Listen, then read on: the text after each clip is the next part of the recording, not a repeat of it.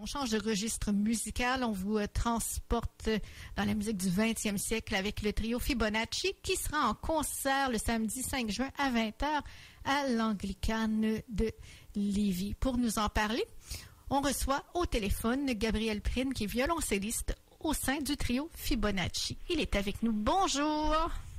Bonjour! Bonjour, vous allez bien?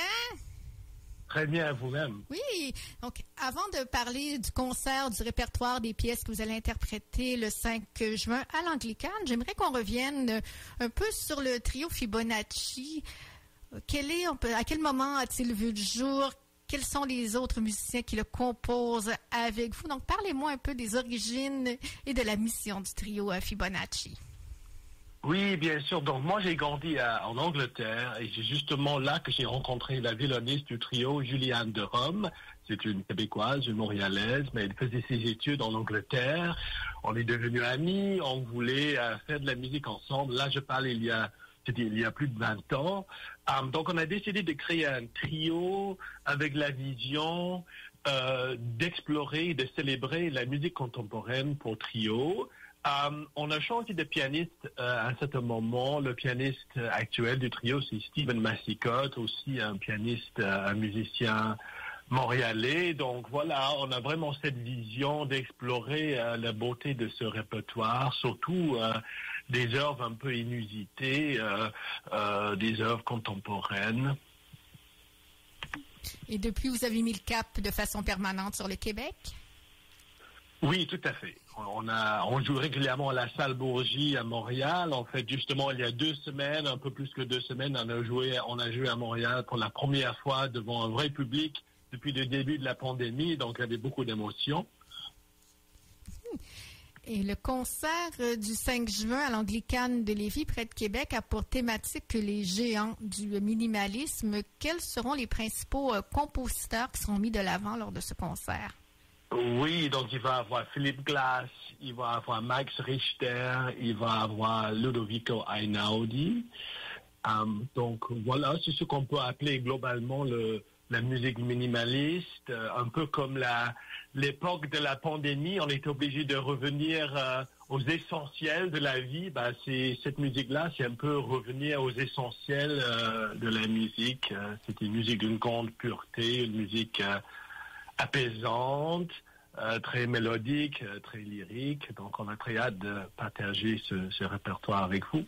Et pour les gens qui seraient peut-être moins familiers avec compositeurs contemporains, compositeurs de musique dite minimaliste, qu'est-ce que vous pourriez dire pour justement les inciter à tendre l'oreille et justement à écouter ce type de musique, ces grands compositeurs? Oui, toutes sortes de musiques peuvent provoquer toutes sortes d'émotions. Parfois, on a envie de pleurer, parfois c'est l'excitation. Moi, je dirais c'est le mot apaisant qui me vient à l'esprit. C'est une musique très apaisante. Parfois, c'est des musiques répétitives, souvent. Donc, parfois, on rentre dans une transe, presque comme un transe. C'est hypnotique. C'est une musique qui fait beaucoup de bien à jouer, à écouter. Donc, je pense qu'on va passer un très beau moment ensemble lors de ce concert. Et parmi les compositeurs que vous avez nommés, qui seront au programme du concert, selon vous, lequel représente le plus grand défi technique pour un musicien? Ah, c'est intéressant ça. Je pense que peut-être la musique de Max Richter. Max Richter, c'est un compositeur d'origine allemande, mais qui habite en Angleterre. C'est intéressant parce que cette musique est comme enracinée dans les traditions de la musique classique. Mais en même temps, il a vraiment sa voix qui est propre à lui. Donc, je pense que sur le plan technique et le plan musical, justement, de montrer ces liens-là, ça reste un défi, mais c'est une musique, c'est vraiment un génie. Si vous connaissez pas le nom Max Richter, vous avez sûrement déjà entendu sa musique parce qu'il a écrit beaucoup de musique de films, justement. Et je pense que tous ces compositeurs-là, c'est des musiques très imagées, hein. Donc, on peut se faire son propre film dans sa tête en écoutant ses musiques? Absolument, absolument. Vous allez présenter ce concert-là, Les Géants du minimalisme, je le répète, le 5 juin à l'Anglicane de Lévis. C'est à 20h, c'est en présentiel.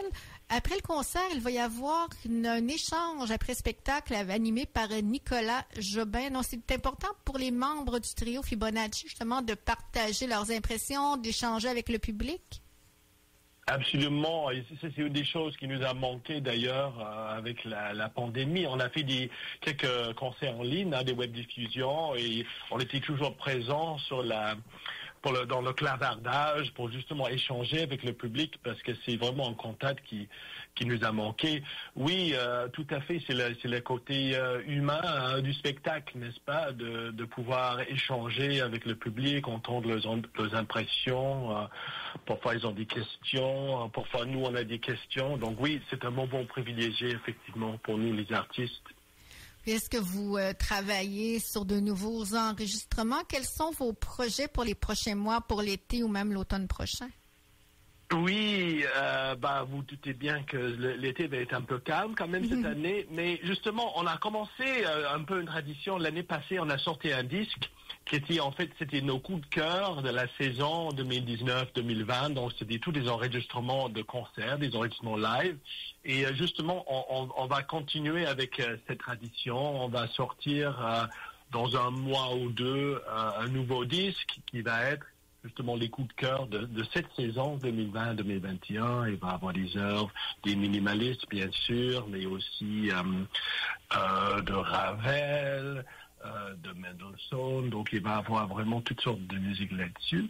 Et on est tout à fait dans la planification de la saison 2021-2022 à Montréal. On ne sait pas encore, donc, la formule des concerts, la distanciation et tout, mais c'est sûr qu'on va pouvoir jouer devant le monde. Donc, on est en train de se pencher là-dessus, sur la programmation de la nouvelle saison. Vous avez parlé du besoin d'échanger avec le public, mais vous êtes aussi, je crois, professeur et auteur. Donc, vous échangez, vous partagez votre passion, votre métier avec des étudiants. Oui, vous avez raison. Oui, là, encore pendant la pandémie, c'est quelque chose qui comptait beaucoup pour nous, ce lien. On a constaté à quel point la musique, ça compte pour les gens. Hein. C'est vraiment un besoin essentiel pour les gens de faire de la musique, de partager la musique. Et justement, oui, j'ai vraiment apprécié mes élèves pendant cette période, le contact avec eux. Ça m'a beaucoup touché. Oui, tout à fait. Et avant de vous quitter, quelle est la meilleure façon d'avoir des nouvelles du trio Fibonacci? Est-ce que c'est par l'entremise d'une page Facebook, d'un site Internet? Quelle est votre meilleure plateforme?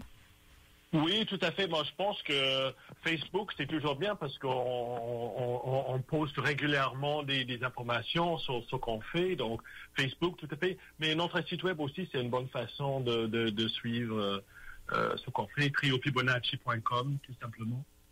Et Gabriel Prine, merci beaucoup d'avoir discuté avec nous.